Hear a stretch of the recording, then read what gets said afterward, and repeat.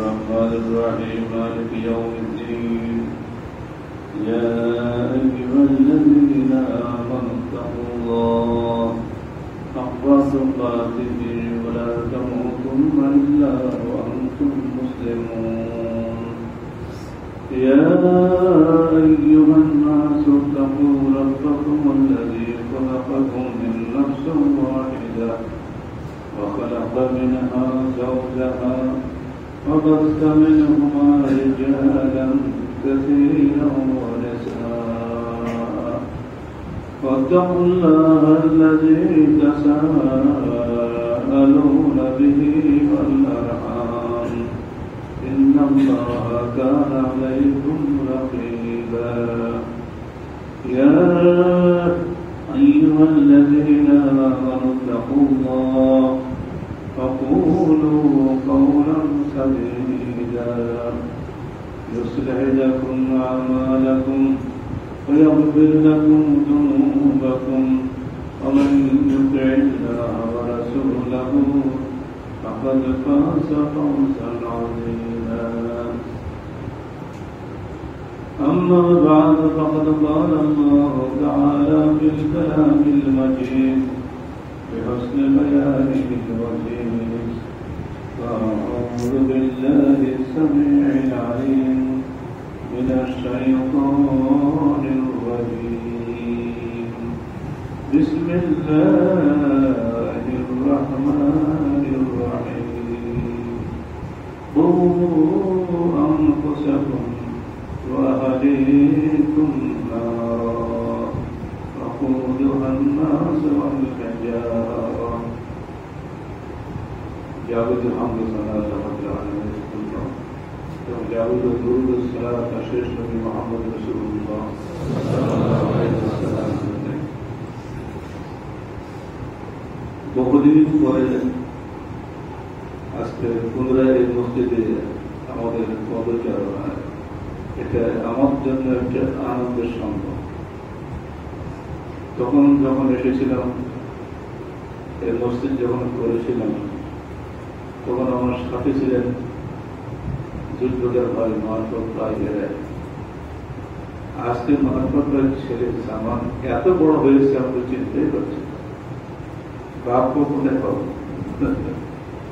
যুদ্ধটার ভাই হিসেবে দেখলাম আপনি এখনো আছেন দুনিয়াতে, এখানে আসবার ওই মসজিদে গেছে। আলহামদুলিল্লাহ তাদের স্মৃতি বারবার আসে, সেদিন তাদের অবদান না থাকলে মসজিদে গেলে হতো না। আমি তাদের অবদানকে শ্রদ্ধার সঙ্গে স্মরণ করি।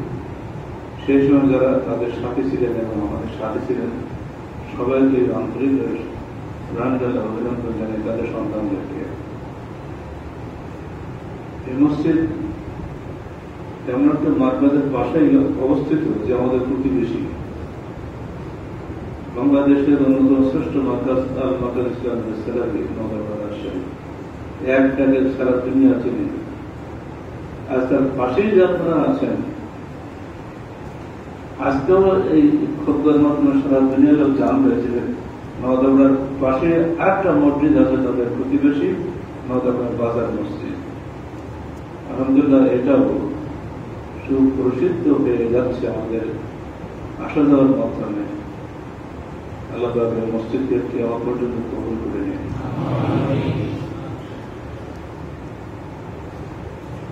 জান্নাত থেকে বাঁচতে চায় সবাই, জান্নাত থেকে বাঁচতে চায় না এমন লোক খুঁজে পাওয়া যাবে। কিন্তু পথটা কি, এই পথটা আমরা দেখে থাকি আমাদের আন্দোলনের মাধ্যমে। গত পরশুদিন মাদারপুর থেকে একজন ভালো আলেম এসেছিলেন আমার ওখানে। তো মাদারপুরে আমাদের যাতায়াত তেমন নাই, যে একজন আলেমের নাম জানি, কিন্তু ওটাকে আমি চিনতাম না। তিনি অত্যন্ত মূল্যবান তিনটে কথা বলে গেলেন, আমি নোট করে আমার তফসিলে দিয়ে স্যার, এদেশে মুসলমান ধর্মীয় ক্ষেত্রে অসাবি তাসাউফের ক্ষেত্রে সুফিবাদী, আর রাজনীতির ক্ষেত্রে সেকুলার ইহুদিবাদী। কথা অক্ষরে অক্ষর সত্য। মানুষ ওরা একটা ছাড়তে চায় না। একদিক দিয়ে আমি আনন্দিত যে এইখানে তারা এই প্রচলিত ইলিশ মাছ আর পুঁটি মাছ এক দর করার রাজনীতি থেকে আপনারা মুক্ত, তাই না? এটাতে বাজার বসছে। এটা নিঃসন্দেহে সব সবজি বা সব বস্তুর এক মূল্যে বিক্রি হয় না, কিন্তু ভোটের মূল্য, আপনার ভোটের যার দাম একটা সাধারণ মানুষের ভোটেরও সে। এটাকে বলা হচ্ছে ইসলামী রাজনীতি। পুরো একটা ধোঁকাবাজি চলছে দেশে। এই ধোঁকায় পড়ে দেন। আজকে এদেশের এদের যারা চালাচ্ছে তারা নিঃসন্দেহে ইসলামপন্থী নয়, সেকুলার। সেকুলারদের মধ্যে যারা শ্রেষ্ঠ তাদের মধ্যে একজন রাষ্ট্রের কর্মধার, সেকুলার না। তার সঙ্গে যারা আছে তারা বাংলাদেশের সেকুলারদের মাথার মনে। এদের চাইতে উত্তম মানুষ বাংলাদেশে নাই। আমরা পত্রপত্রিকা পড়ি, তাদেরকে আমরা জানি। কিন্তু এই লোকগুলো কাজকে বলে আপনি পড়ে যান, কোশ্চিন করা বলে না, ওই কাজ আমার নেই।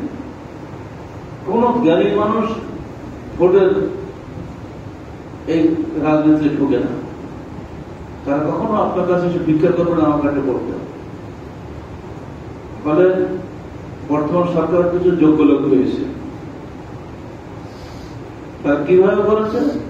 নির্বাচনে আসেনি, তারা সুযোগ পেয়েছে কিছু লোকের মাধ্যমে, ছাত্র জনতার মধ্যে একটা অভ্যুত্থান ঘটেছে, তাদের সঙ্গে পরামর্শ করে তারা কাজ করছে।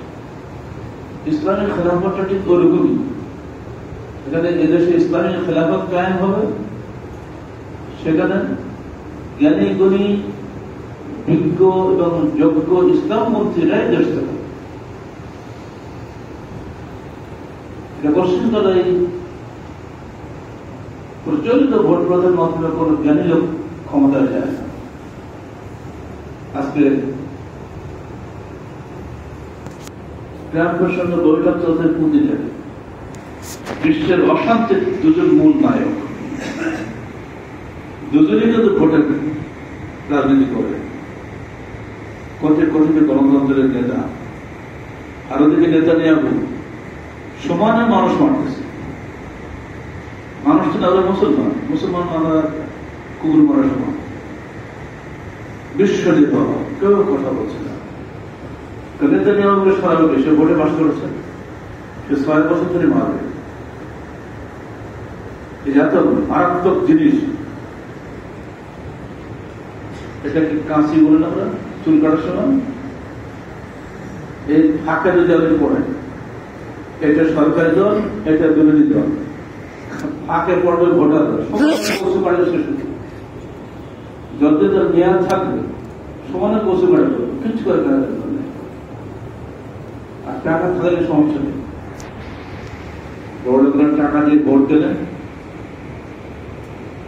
10 টাকা দিয়ে গরিবের ভোট শেষ হয়ে যায়। আর 10 টাকা কাজের মেয়ে থাকে সাঁওতাল, কাকিমা আজকে আসতে পারবো না, কালকে আসতে পারবো না। কেন? তো কালকে ভোট দিতে যেতে 17 নম্বর ওয়ার্ডে ভোট দিতে হয়। তখন ছিলেন যিনি, কেমন তিনি নাই, ভোটে লাগে। এসে বলছে, আমার বলছিল 500 টাকা দিলাম, তার দেশে 100 টাকা দিলাম।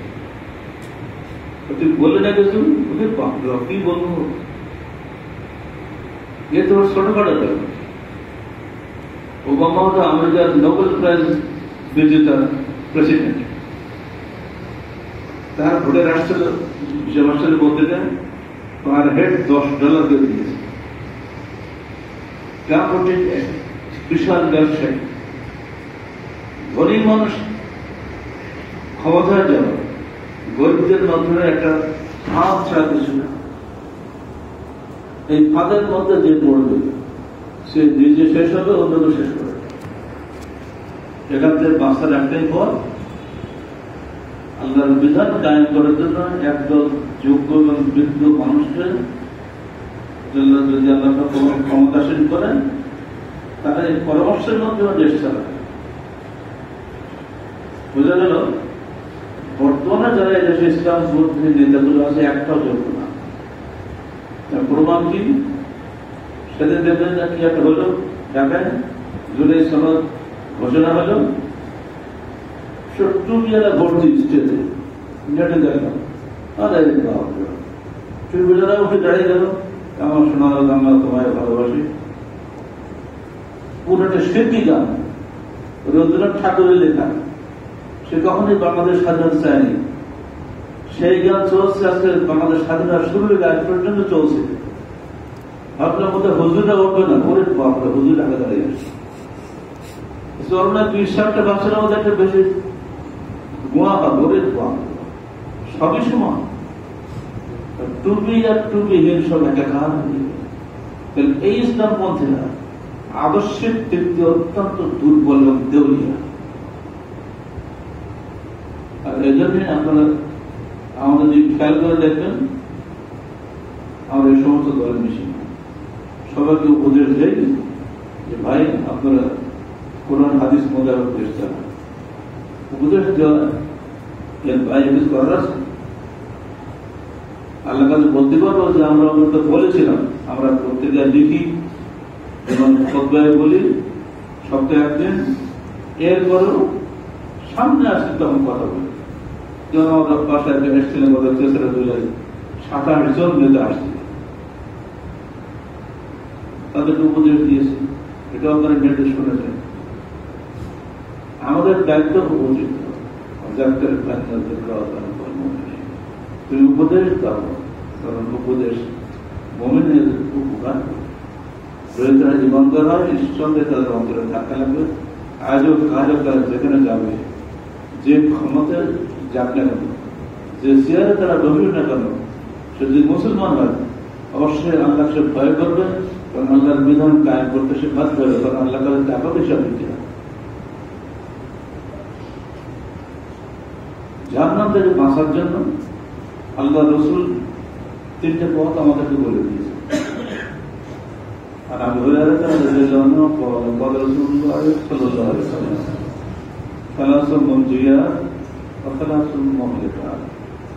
তিনটা বস্তু আছে তোমাদের জাহান্নাম থেকে নাজাত দিবে। এক, তাকওয়াল্লাহ ফিস সিররি ওয়াল আলানিয়া,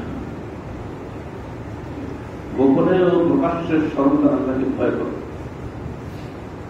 সামনে একরকম, গোপনে একরকম, এটা হবে না।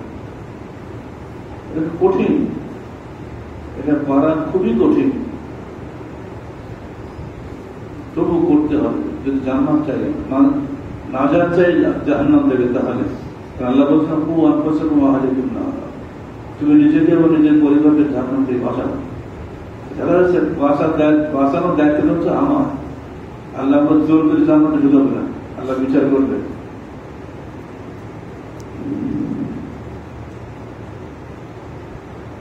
এক নম্বর হলো গোপনে এবং প্রকাশ্যে আল্লাহকে ভয় করা। 2 নম্বর সর্বদা হক কথা বলা, খুশিতে এবং না খুশিতে। আমি আপনার খুশি, আর কিছু বলতে আপনি খুশি হবেন, এই অবস্থায় হক কথা বলা সহজ, কিন্তু যেটা বলতে আপনি না খুশি হবেন সেটা আপনি হক কথা বলে না, এড়িয়ে যাওয়ার চেষ্টা করেন। সদা সত্য কথা বলা, এটা খুব কঠিন। এই কঠিন কাজটা যারা নাজাত চায় যে জাহান্নাম থেকে তাদের করতে হবে। আর 3 নম্বর ফিল গিনা ওয়াল ফাকর,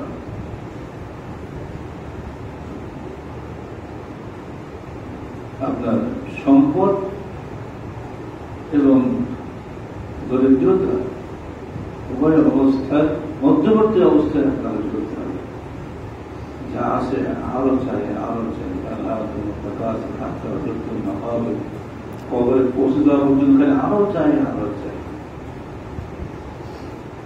এই আকাঙ্ক্ষা মানুষের ধ্বংস করে দেয়। কবর যাওয়া পর্যন্ত খালি চায় আরো চায় আরো চায় না, মধ্যবিত্ত হবে। বাজারে থাকেন, ব্যবসা করেন, বড় হওয়ার জন্য মেডিকেটে বড় হওয়ার তো দরকার নেই। হালালি ব্যবসা করে দরকার আল্লাহ আমার রুজিদের একটা চিত্রটা আসবে, সেটাও নিতে পারবেন না। রুজির বাইরে একটা পয়সাও আপনি পাবেন না, মনে রাখতে হবে। তবে আপনি কোন অবস্থায় অন্যায় পথে রুজি করানোর চেষ্টা করবেন, আরো কাজ করে ফিল কেনা সম্ভবশালী এবং চারিত্রতা দুটির মধ্যবর্তী জীবন যাপন করবে। একটা জামা আছে, ম্যাক্সিমাম 8টা জামা রাখতে পারে, নইলে 3টা জামা করতে পারে। কিন্তু এত জামা, কিছু মহিলাদের এত শাড়ি আছে, শাড়ি রাখা দিলে আমাদের এক ঘন্টায় ভুলে এগুলো সব বাড়াবাড়ি। আগে আমরা যখন ছোট ছিলাম, যেমন না ছিঁড়লে জামা করতাম, প্রথম কেরলের জামা বেরোলো, এখন ওরকম নাই, কেরলের নাই, পেট্রোল নেই। আমার বোন আর মা দুজনে মিলেমিশে কেরলের জামা কিনে দিয়েছে আমাদের। আমি তো খুশি, প্রভাবশাল ছেলেগুলি সব করতে। আমি তো মাদ্রাসা ছাত্র, তো আমার মতো বয়স চায় একটু ভালো জামা গায়ে দিতে। আব্বা দেখে ফেলেছে, আব্বা বাড়িতে যে আমার আম্মাকে বলছে, ওই জামাটাকে আমি কিনে দিতে পারতাম না। আজকে একবার যদি ছেলে এই জামা পরে, পরে কি ওর ছেলে শুধু জামা পড়তে চাইবে? তার উদ্দেশ্যমূলক আচ্ছা আমার মাথা এখন মতো মনে পড়ে কি ধরনের বাচ্চারা সেখানে করতে গেলে এরকম বাপ হতো। কারাসের ছেলেগুলি চা কিনলাম সমানে, এটা হবে না। এই টাকাটা আপনি পরে ছেলে দেবেন, যেটা পরকে দেবেন ওটাই আপনার, যেটা নিজেকে দেবেন ওটা পরে, যেটা দিচ্ছেন এক গরিবকে দান করলেন, এটা আপনার পরকালে পাবেন। আপনি নিজের সন্তান যাকে যে পড়ালেন তবে না, প্রয়োজনের যার জায়গা অবশ্যই দিতে হবে সন্তান।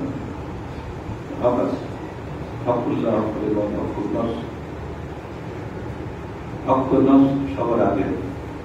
তখন ধরুন সালাদ আদায় করার টাইম হয়েছে, হঠাৎ আপনার বাথরুম চাপ, আপনাকে আগে বাথরুম দিতে হবে, এটা হকুল্লাস। সে কমপ্লিট করে পাশে একজন ভাই মারামারি করতেছে, আর আপনি তাকে রক্ষা করার চেষ্টা না করে ভিডিও করা শুরু করলেন, আপনি হকুল এবার আদায় করলেন না, আগে তাকে বাঁচানোর চেষ্টা করতে হবে।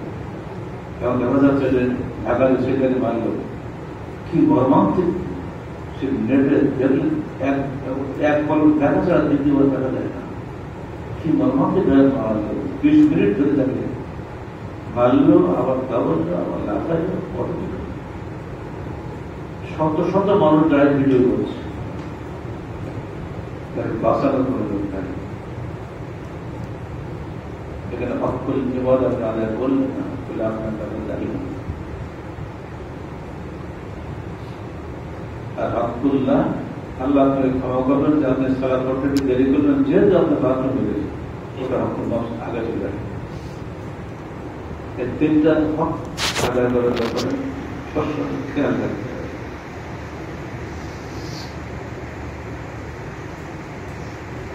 ধরুন আমি আসতে পারছি না, আমি হেঁটে আসতে পারবো না, এখান থেকে গাড়ি গেল, আমি এলাম,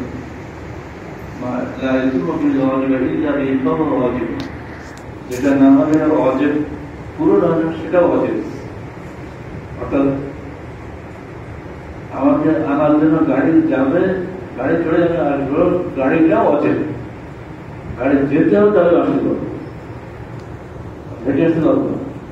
কিন্তু হাঁটি ব্যথা, হাঁটে ঘরে একটু হাঁটি, খুব কষ্ট করে মোটি পর্যন্ত আসে, এই পর্যন্ত 50 টাকা এই যে বিষয়গুলো আপনি সালাত আদায় করবেন, উযু করতে হবে না? উযু করা তো ফরজ। কেন ফরজ? সালাত আদায় করতে হবে, সেই কারণে ফরজ। মূলত ফরজ করবে, সালাত ফরজ না। সালাতের ফরজ আদায় করার জন্য উযু করা ফরজ, কারণ উযু না করলে সালাত হবে না। এই কারণে কিন্তু উযু করা যাচ্ছে। প্রতিটি ব্যাপারে এই তারতম্য বোধ যদি আমাদের মধ্যে থাকে, তাহলে ইনশাআল্লাহ আমাদের জীবনটা সুন্দর হবে, সমৃদ্ধিময় হবে। আপনার স্ত্রী, তিনি আপনার জীবন সঙ্গিনী, তার ভাব আছে, তার ভালো মন্দ আপনাকে দেখতে হবে, তার ভরণ পোষণ দায়িত্ব আপনার উপরে। যদি আপনি তার দিকে খেয়াল না করেন, সে আপনার সন্তানদের খেয়াল করতে পারবে না। দুজনে কর্মকৃত, স্ত্রী ঘরের, স্বামী বাইরে, কিন্তু অন্য লেবাসুল অন্তর লেবাসুল, তারা তোমাদের পোশাক, তোমরা তাদের পোশাক। পোশাক ছাড়া যেন মানুষ চলতে পারে না। ঠিক কিন্তু স্বামী স্ত্রী পরস্পরের পরিপূরক, একা অপরের সাথে চলতে পারে না। একা পশ্চিমকাল সংসার চালানো সম্ভব নয়। আপনি চলে এসে মসজিদ, আপনি স্ত্রী আছে ঘরে, স্ত্রী ঘরে না থাকলেও আপনি আসতেই পারবেন না। ঘর সামলাবে কে? বাচ্চারা তো আছে। এটা পরিপূর্ণ আয়াতটা সবসময় মনে রাখবেন। আর এইভাবে আমাদের যেহেতু বইপত্র আছে, পোশাক পর্দা, আপনার অনেক উপকার নেই। বিবাহ, সন্তান প্রতিপালন, এসব বইগুলো সবসময় আপনি রাখবেন। মসজিদে শুধু সালাম করা জায়গা না, এটা প্রশিক্ষণের জায়গা। আল্লাহ রাসূলের যে মসজিদ ছিল, মসজিদ নববী, তিনি দৈনিক সেখানে নামাজ করতেন। দৈনিক এখন বলতে মসজিদে হারামে মসজিদ বাইতুল্লাহতে যে যারা যান, হজরে ওমরাতে দেখবেন সবসময় একজন আলেম ওলামা দর্শকতা দৃশ্যে ব্যস্ত আছে সবসময়। আমি থাকবো এই মসজিদটাও যেন ইমাম সাহেব সালাম করে চলে না যান। এখানেও তাকে নিয়মিত আমাদের বিভিন্ন বই থেকে পড়তে হবে। আমাদের তফসির বের হয়েছে, আর প্রসঙ্গ যখন সেটা আসে তখন সেই বইটা পড়বে। সব বিষয়ে এখানে বইপত্র আছে। মা বোনরা উপরে সালাত আদায় করছেন, তাদের ব্যাপারে আপনি সপ্তাহে একদিন বললেন, তাদের উপরে বই লেখা আছে। আজকাল মসজিদের দেখে টুপি ছাড়াই এবং লম্বা জামা ছাড়াই মসজিদে ভর্তি মুসল্লি, দেখলে আমার চোখ জ্বালা হয়। মানে কামলা খাটিদার মসজিদে ঢুকলো, ওর গায়ে গেঞ্জি, মাথায় কিছু নাই, মনে হয় না যেটা মুসল্লি। আর পুস্তকে থাকে সব লেখা 30, 45, 40, 12 বড় বড় লেখা। সামনে যে মসজিদে লেখা পড়বে না, সেলাম করবে। এসব ফ্যাশন যারা বানাচ্ছে, বাজার যারা বিক্রি করে, তারা গুণাগার হবে। ফ্যাশন ডিজাইনাররা গুণাগার হবে, যারা পরে তারা গুণাগার হবে। সে নিজে দেখতে পাচ্ছে না, তার পিঠে দিয়ে, কিন্তু অন্য জন্য ক্ষতি করতে হচ্ছে। এটা হাদিসে রয়েছে। ওই দৃষ্টি তুমি তাকেও না, যে আপনার দৃষ্টিকে আকর্ষণ করে। একবারে ভাষার হাদিসে টেনে আপনি দেখতে চাচ্ছেন না, কিন্তু বাচ্চা আপনার সামনে রয়েছে, কি করবে? সালাতের একটা ভদ্রতা আছে, আদব আছে, এগুলো পোশাক। খুশিতে আপনাদের অধিকাংশ মাথা টুপি আছে, গায়ে পাজায় বান্ধবী আছে, দেখলে ভালো লাগে। কিন্তু ওরা তো বড় মসজিদ, নানান রকমের মসজিদ, এক একটা চিড়িয়াখানা মনে হয়। এসব কি করবে না? আপনার চোখের সমস্যা আছে, চশমা ছবি দিয়ে যাবে, চশমা ফিরে চলে হবে। চশমাটা খরচ না, কিন্তু দৃষ্টিশক্তি বৃদ্ধি করার জন্য চশমা জরুরি। সেজন্য আপনি চশমার ছবি দিচ্ছেন। আপনি যদি বলেন যে চশমাকে আল্লাহকে কোরআনে খরচ করেছে নাকি, কিন্তু আল্লাহ তো এটাও খরচ করে দেখি কোরআন শরীফ পড়ো, দেখতেও কিন্তু সব ব্যাপারে একটু যদি সদ্বুদ্ধির আশ্রয় আমরা নেই, জিনিসটা সহজ হয়ে যায়। আমরা প্রতিবেশী হক আদা করবেন না, হাদিস নাই, প্রতিবেশীরা প্রতিবেশীর দিকে তাকাবে, পরিষ্কার আল্লাহ শুরু করে দিয়েছেন, ওই ব্যক্তি কখনোই জান্নাতে প্রবেশ করবে না যার অনিষ্টকারিতা থেকে প্রতিবেশীরা নিরাপদ নয়। 3 বার বলছে এই কথা। প্রতিবেশী হওয়ার মর্যাদা খুব বেশি, আর প্রতিবেশী হওয়ার ক্ষতিও খুব বেশি যদি হক আদায় না করবে। এই জন্য আমাদের নওদাপাড়ার প্রতিবেশী হিসেবে এর মধ্যে দেওয়ার গুরুত্ব আছে, আপনাদের প্রতিবেশী হিসেবে আমাদের ঠিক তেমনি দায়িত্ব আছে। আর এই জন্য এখান থেকে দাওয়াত বিদায় ফিরে নিই, এটা আমার প্রতিবেশীর হক দিতে হবে, কখনো সুযোগ হয় না আমাদের দিতে হবে। এখানে সারা দেশের খদ্দাদি বেড়ে, এখানে কোনো আশা নেই। বহুদিন পরে এটা আসতে গেলে অত্যন্ত আনন্দিত এবং গর্বিত। এই পরস্পরের হকটা বজায় রাখবেন, পরস্পরের সুবিধা অসুবিধা দেখবেন, ইনশাআল্লাহ আমাদের পরস্পরের মহব্বত আরো বৃদ্ধি হবে। নারীদের হক বিষয়টা সবচেয়ে খেয়াল রাখবে। নারীরা আল্লাহ তাদেরকে সত্যগতভাবে দুর্বল করেছেন, তারা কখনোই পুরুষের সমান হতে পারবে না, এটা আল্লাহর ব্যবস্থাপনা।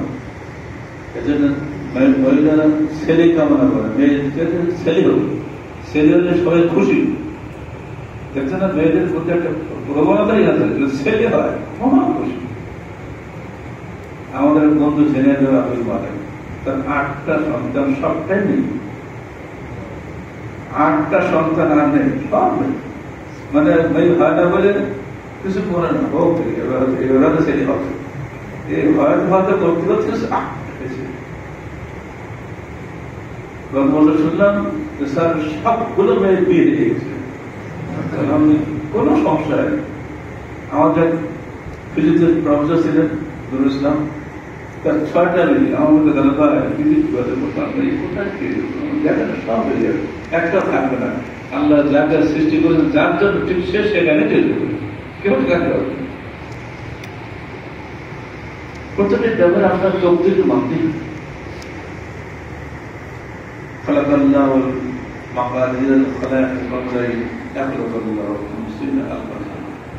আল্লাহ বান্দার তকদীর নির্ধারণ করেছেন তার 50,000 বছর পূর্বে। আমাদের জন্মের 50,000 বছর পূর্বে আমাদের তকদীর বিবর্তন, আমি যাতে আসবো এটা আমার তকদীর ছিল। তকদীর অস্বীকার তার ক্ষমতা পাবে, যারা করে তারা কাদারিয়া। 2টা দল কখনোই জানান যাবে না, সেনফান এবং মুরজিয়া বা কাদারিয়া। যারা জাবরিয়া, যারা অদৃষ্টবাদী, যারা মনে করে কিছু হয়তো কিছু না, যা কিছু আল্লাহ হইতে হয়, এরা মানুষকে জড় পদার্থ মনে করে, মানুষের কোনো কাজ নেই। তুমি জানতে না চাও, জানতে না চাই কুতুদেরকে দৌড় গান জানান না, এসব শিরকি গান। মানুষের নিজস্ব কোন কর্ম করার স্বাধীনতা নাই, এটা নিশ্চিত ভাবে শিরকি গান, এগুলো গাইবেন না। বাসায় যেগুলো হয় পূর্ণ গান হিসেবে বন্ধুদের সমস্যা নেই।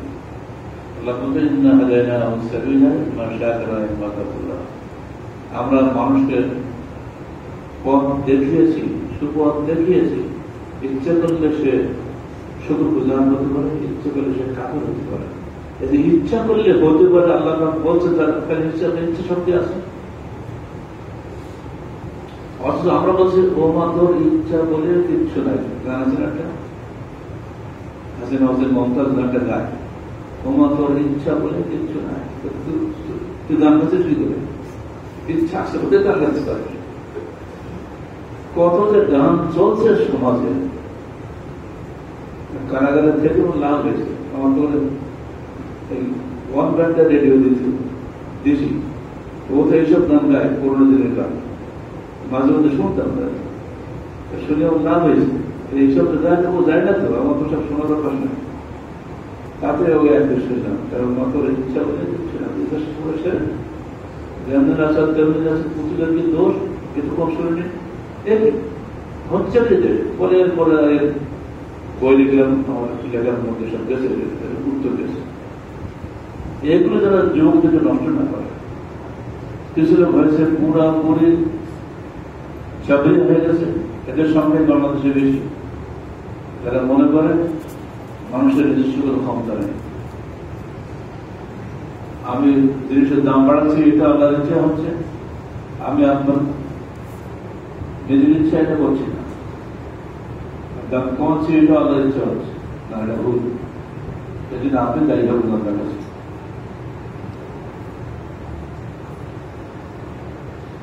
নারী সমাজের উপরে বলছিলাম একটা আয়তের মধ্যে রাখতে হবে, তারা আপনার পোশাক, আপনি তাদের পোশাক একে অপরকে বাদ দিয়ে কেউ কিনতে পারবেন না। তবে নারী সমাজের ব্যাপারে হাদিসে, পুরুষ সমাজের ব্যাপারে হাদিসে পৃথক পৃথক বলা হয়েছে। আল্লাহ কুল্লুকুম রাঈনা কুল্লুকুম মাসউলুন আন রাঈয়াতিহি ওয়াল মারআতু রাঈয়াতুন আলা আহলি বাইতিহি ওয়া ওয়ালাদিহি। মহিলা দায়িত্বশীল হলেন তার স্বামীর সন্তান এবং বাড়ির। তিনি যেন স্বামী যারা অপছন্দ করেন এমন কোন পুরুষকে তার বিছানায় স্থান না দেন। আজকের আমাদের অধিকাংশ মানুষ প্রবাস জীবন যাপন করছেন। বাংলাদেশে প্রায় 1 কোটি মানুষ বিদেশে রুজি রোজগার জন্য তারা গিয়েছে, তাদের স্ত্রীরা দেশে আছে। যদি তারা বিশ্বাসতা বজায় না রাখত, সংসারটি টিকত। ভাষণের খবর আসে পত্রিকায়, মর্মান্তিক খবর, এই নদাবড়াতেই আছে এখন। এখানে খাবার দিচ্ছে ফেরি করে, তার খবর আমার কাছে আছে। 26 বছর বিদেশে ছিল, দেশে ফিরেছে, প্রতি মাসে মাসে যত টাকা পাঠিয়েছে স্ত্রী এবং তার মা, গর্ভধারণের মা পর্যন্ত সমস্ত টাকাগুলো নিজেদের নামে জমি লিখে নিয়েছে। ছেলে বাড়ি আসছে, আবার দিয়েছিলাম আমি 26 বছর আবার যাবো, যা পারে পরীক্ষা আমার কিছু করার নেই, বাদ দিয়ে খেলাঘাটি খেলে না, খাদ্য থাকে, ওই বিক্রির কাজে মতো করে। আর একজন বড় ভাই, সেও মতো করে, নিজের সারাটা জীবন দিয়ে সংসার চালিয়েছে, ছোট ভাইদের মানুষ করেছে, বিয়ে সাথে দিয়েছে, এবং গায়ের জোরে বড় ভাইকে সংসার বের করে দিয়েছে, সমস্ত জমি জমা ভাইরা রেখে নিয়েছে। সে হচ্ছে আমি কি ভাইদের সাথে লড়াই করতে যাব? লড়াই করে না, সে আল্লাহ ভরসা করে যেভাবে হোক কষ্ট সৃষ্টির জীবন কাটাচ্ছে। শুধু নজরটা নয়, এরকম ঘটনা খোঁজ খবর ঘরের মধ্যে আছে, সম্পত্তির ভাগ হয় না। আল্লাহ পাক যে ব্যাখ্যা দিয়েছেন সূরা নিসা 11 এবং 12 আয়াতে,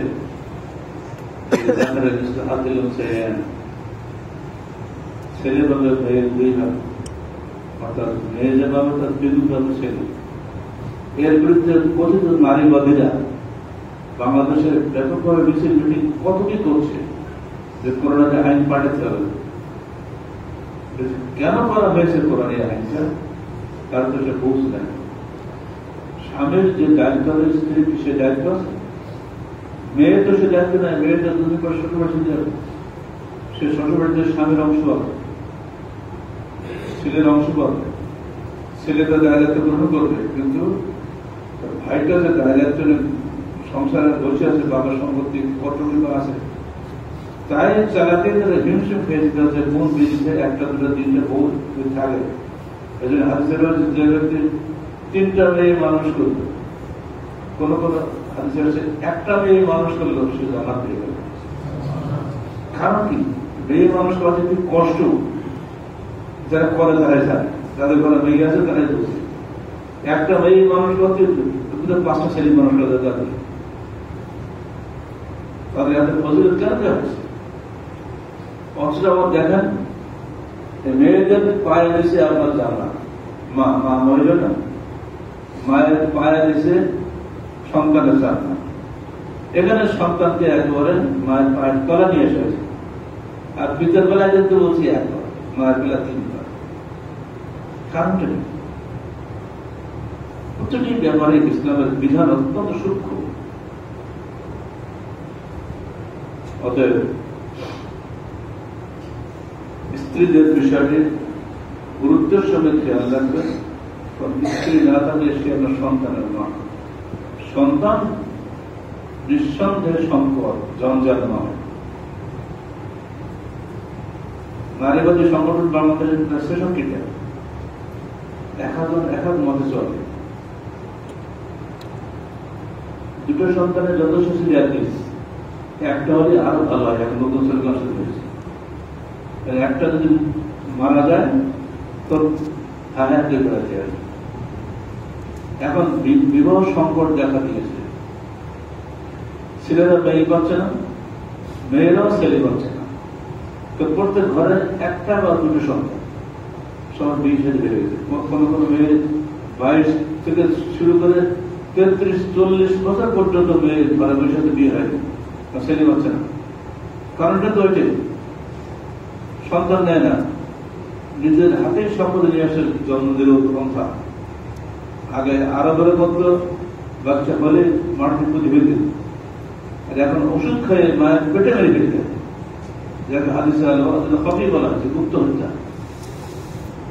গুপ্ত হত্যা কোন পাপ নেই, কোন আইন কানুন এখন তৈরি হয়। যদি ইসলামী খেলাফত থাকতো হয়তো তৈরি হতো। কেন আমাদের বাংলাদেশে পুরুষের সংখ্যা কম হবে এবং নারীর সংখ্যা কম হবে? এই আল্লাহর ব্যবস্থা করা। বাংলাদেশের নারী পুরুষ এখনো কাছাকাছি আছে। কিছু দিনদার মুসলমান এখনো আছে, তারা এগুলো হাত দেয় না, যার ফলে এখনো পর্যন্ত নারী পুরুষের যে পরস্পরের সংখ্যা সাম্যটা এখনো ঠিকই আছে। কোন কোন দেশে পুরুষ বেশি, নারী নেই। নারী আছে তো পুরুষ নেই। তারা এখন পাগল মতো ছুটছে। আজকের পেপারে টাকা ফর ভেরিয়াস ইন্ডিয়া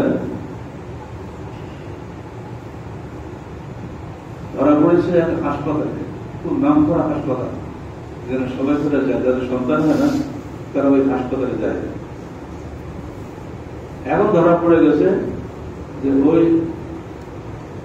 অন্য মেয়েদের যাদের সন্তান বিক্রি করতে আসে, সেই সন্তান ওরা বিক্রি করবো, কিন্তু লোকে জানে না।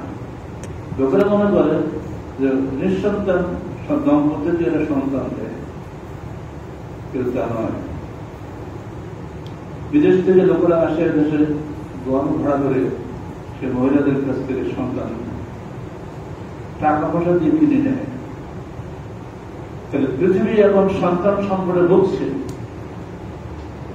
যারা মা বোন আছেন তারা বিষয়ে খেয়াল রাখবে, এসব বিষয়ে হস্তক্ষেপ করে ক্ষতিকর। একটা সন্তান, দুটি সন্তান, এটা কোন যারা বলেন তারা আল্লাহ ব্যবস্থা করে হস্তক্ষেপ করে। যার যেটা আছে তকদির সেটা হবে, তকদির আমরা নিজেরা নিতে পারবো না। লেখাপড়া শেখাবে, কি শেখাবে? যা খুশি তাই। আপনার শিক্ষা ব্যবস্থা এমন হতে হবে যেখানে সন্তান কাছে গিয়ে আগে আল্লাহকে চেনে। প্রথম আজ এটা না, তুই বড় এমন প্রতিপালকের নামে যিনি তোমাকে সৃষ্টি করেছেন। ইসলামের প্রথম বাণী এটাই। আলাক, দ্বিতীয় আয়াতটি মানুষ সৃষ্টি হয়েছে আলাক থেকে। আলাক মানে রক্তপিণ্ড। দেখা যাচ্ছে আলাক কিন্তু পরে, খালাকটা কিন্তু আগে। আল্লাহ যে আছেন খালেক, খালেকের সন্ধান দেয় যে লেখাপড়া, যে শিক্ষা ব্যবস্থা, সে শিক্ষা আপনার শিক্ষা করতে হবে। মাদ্রাসা শিক্ষা আলহামদুলিল্লাহ শিক্ষা আছে, তো এখন সেখানে যেভাবে হামলা শুরু হয়েছে, শিক্ষক আছে, একজন ছাত্র নেই। আর লেখাপড়ার সিলেবাস অংশ করা হয়েছে, যেখানে দিন আস্তে আস্তে দূরে সরে যাচ্ছে। এখন দাখিলিতে সায়েন্স, কমার্স, আর্টস সব চলে আসছে। এতদিন ছিল খালি সায়েন্স ঢুকেছিল, এই গত 1 সপ্তাহ আগে শুনলে কমার্সে ঢুকে, মানে ও আর মাদ্রাসা থাকলো না, আস্তে আস্তে চলে যাচ্ছে সব। কিন্তু শুধু মাদ্রাসার সরকারের একটা দরকার ছিল। এই ব্যাপারে সরকারি দায়িত্ব যা ছিল তা তারা পালন করে না। যারা আমরা সাধারণভাবে মাদ্রাসা চালাচ্ছি, এখানে যদি বক্তব্য সিস্টেমটা চালু রাখেন, সেখানে আরবি কায়দাতে আমাদের আসেন, এটা এখানে যে আপনারা পড়ান, তাহলে বাচ্চা অন্তত পক্ষে 2-3টা বছর এখানে শিখবে, এরপরে আর বড় প্রতিষ্ঠানে স্কুল কলেজে আপনি পড়ান, সমস্যা নেই। ফাউন্ডেশন কাকে মজবুত এটা, এর ফলে আমার সন্তান অন্তত কিছু না পারলেও আমার মরার সময় দোয়া পড়তে পারবে, মরার পরে আদায় করতে পারবে। সারা তো রসুল বলছে, যদি আপনারা খেলেছেন বা মসজিদের নিয়মিত পড়ান, এখানে জানার দোয়া আছে, মৃত্যুর সময় কি বলতে সবই বলা আছে। অথবা এই একটা বই যদি আমাদের সিলেবাসে থাকে, প্রত্যেক বাড়িতে বাড়িতে আপনারা রাখেন, তাহলে আপনার ছেলের সম্পর্কে আপনার নিশ্চিত থাকতে পারবেন যে আমার ছেলে এখন জানাজা পড়তে পারবে। এখন একটা ছেলে এমএ পাস করলে, এমএ একবার না 3বার এমএ পাস করলে সে জানাজা দেওয়া যায় না, নেই তো ছেলে করে কি স্বাস্থ্যের দিক দিয়ে খেয়াল করে একটা জীবন চলে। এটা জীবন শুধু ভাত খাওয়া না, মানুষ হল নৈতিক জীব, নৈতিকতা সবার আগে। আমাদেরকে এই সব দিকে বজায় রেখে জাহান্নাম থেকে বাঁচার জন্য নির্দেশ দিচ্ছিল।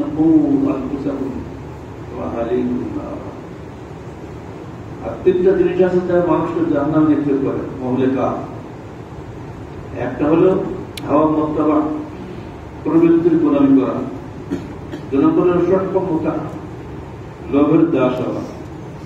3 নম্বরে এই যেমন করে বেগাম থেকে দাম্ভিক হওয়া, আত্মঘরী হওয়া, এটি হল সবচেয়ে ক্ষতিকর। এই 3টা জিনিস থেকে দূরে থাকবে। 1 নম্বর, প্রবৃত্তির গোলাম হবে না। যা চাইলে তাই করবো, এটা পারবেন না। মন যা চায় তাই করবো, এটা হবে না। প্রত্যেক মহিলা ছবি যাচ্ছে, মন যেন চায় হারিয়ে হারিয়ে হাত হারিয়ে করতে যায়, কেন পদ্মা ধারে পাগল হয়ে যাচ্ছে, মন চায় হারিয়ে যায়। তুই জানো কোথায় না, তোর পর্দা আছে, তুই মহিলা, সাবধানে হারিয়ে যাস, হারিয়ে যেতে হবে না। প্রত্যেকের দায়িত্ববোধ নিয়ে কথা বলছে, তার যেখানে দুনিয়া ঠিক হয়ে যাবে। 1 নম্বর কারণটা হলো হাওয়া মুত্তাবা, প্রবৃত্তির গোলাম না হওয়া। 2 নম্বর হলো সৎকর্মতা, লোভের দাস হওয়া। এত লোক, এত খাচ্ছে তো পেট ভরে না, আরো খাবো, আরো খাবো। 3 নম্বর হলো এই যে আত্মঘরী হওয়া। আমাদের বহু কিছু আছে আত্মঘরে, আমরা সব জানি। এই যে অহংকার মানুষকে ধ্বংস করে দেয়। এই 3টা দোষ যদি আমাদের মধ্যে থাকে, আল্লাহ রাসূল বলছেন মহলেকা, এই 3টা দোষ ধ্বংস করে।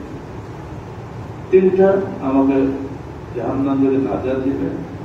একটা হলো যে গোপনে এবং প্রকাশ্যে আল্লাহকে ভয় করা। 2 নম্বর, সন্তুষ্টি অসন্তুষ্টি অবস্থায় হক কথা বলা। আর 3 নম্বর হল সম্পদশীলতা এবং দরিদ্রতা, এই অবস্থা মধ্যবিত্ত অবস্থা অবলম্বন করা।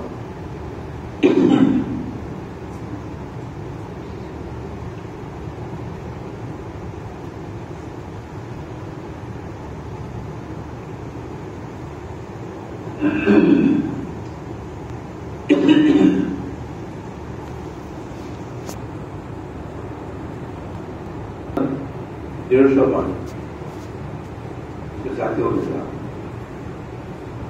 ঢাকায়, কানাডায়, ইংল্যান্ডে 3-4টে দেশের নাম আমি পত্রিকা পেয়েছি। তো লন্ডনে কেন 5টা, এত জনপ্রিয় নেতা যে এক টাকা আমি লাভ করবো, এই এতবারে কি করলো, কোন জায়গায় একজন থাকা যায় না, এটা হলো লোক। এটা করবে না, মধ্যবর্তী জীবন যাপন করবে। আমাদের একটা মানুষ যথেষ্ট দরকার, আর 3 নম্বর হলো বাঁচতে পারে 3 নম্বর টাকা, আর 3 নম্বর হলো প্রথমটা গোপনে প্রকাশ্যে আল্লাহকে ভয় করা, 2 নম্বর সন্তুষ্টি অসন্তুষ্টি সারা অবস্থায় হক কথা বলা, আর সেটা হলো আমাদের ধনী এবং দরিদ্রতার মধ্যবর্তী অবস্থায় জীবন যাপন করা। আর ধ্বংস করবার 3টা জিনিস কি,